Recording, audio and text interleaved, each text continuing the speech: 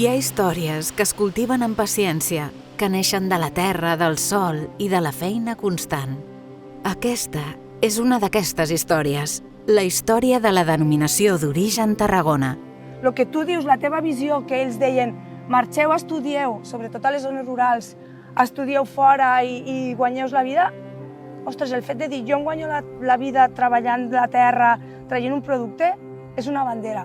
Després de 80 anys, nosaltres seguim aquí, per tant tenim les arrels, com la vinya, les tenim ben posades.